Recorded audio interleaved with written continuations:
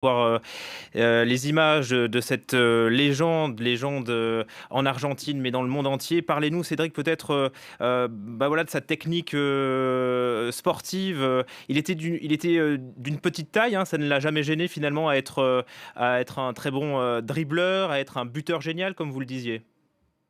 Oui, effectivement, c'était, son gabarit, il était plutôt petit, mais souvent, il mesurait 1,65 m pour être précis, mais souvent les joueurs de petite taille ne sont pas forcément dans le jeu aérien, mais au sol, lorsqu'il s'agit, eh bien, de faire des changements de direction très rapides ou de faire des sprints, ils sont capables d'être bien plus rapides et bien plus déroutants que des joueurs plus forts physiquement.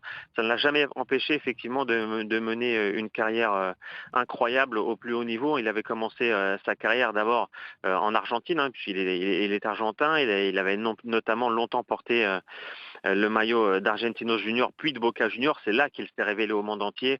Boca Junior également, hein, l'un des plus grands clubs argentins et qui lui aussi va sûrement rendre hommage pendant très longtemps à Diego Maradona. Et c'est sous le maillot de Boca Junior donc qu'il s'est révélé au football mondial. C'est là ensuite qu'il a rejoint l'Europe, Barcelone, Naples. Et après quasiment 7 ans à Naples, il a rejoint le FC Séville et il est rentré en Argentine finir sa carrière. Il a Donc terminé voilà, sa carrière en tant qu'entraîneur finalement.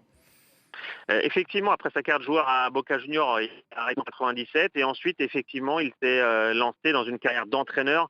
Ça ne lui a jamais vraiment réussi, pour être honnête. Il n'a jamais vraiment eu convaincu de bons résultats. C'est vrai qu'il joue aussi beaucoup sur son image, hein, de légende du football mondial. C'est ce qui lui a permis d'obtenir des postes dans divers clubs argentins. Et notamment, il a été sélectionneur de l'Argentine entre 2008 et 2010. Il avait été le sélectionneur lors de la Coupe du Monde 2010. Ça n'avait pas forcément réussi aux Argentins, qui avaient été rapidement éliminés dans la compétition. Après, en tant qu'entraîneur, il a entraîné aussi aux Émirats Arabes Unis, au Mexique. Récemment, il était retourné en Argentine au Gimnasia La Plata. Donc, on gardera surtout en mémoire de lui sa carrière plutôt de joueur, plutôt que celle Oui, d'entraîneur, qui ne bien laissera sûr. pas de grands souvenirs. Mais voilà, c'est quelqu'un qui était quand même resté malgré tout impliqué dans le football bien longtemps après sa carrière de joueur, hein, puisqu'il est décédé à l'âge de 60 ans, mais jusqu'à encore l'année dernière, il avait continué d'entraîner et d'être proche du football, toujours impliqué dans le monde du football.